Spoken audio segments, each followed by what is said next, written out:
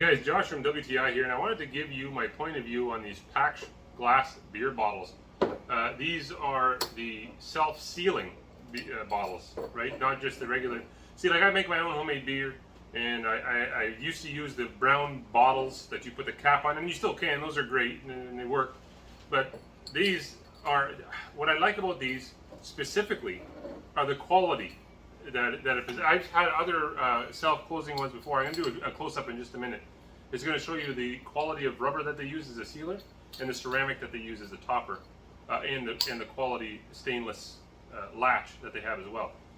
Good, like my wife uses it for putting in her homemade vanilla, right? So, and then you store that for several months in the cupboard, and it's a really great product. I'll show you a close-up here and see why you'd like it. So what I like about these is how sturdy the latch is. It really latches down tight. You never have to worry about it breaking, the seal breaking and leaking anywhere. A very thick rubber and ceramic piece. Really, really good quality. So there you go. That's from Paksh. It's a really nice bottle, beer bottle, that if you're a homemade beer maker or any number of things that you would like to do with it, I think you're going to like them as much as I do, and that's my point of view.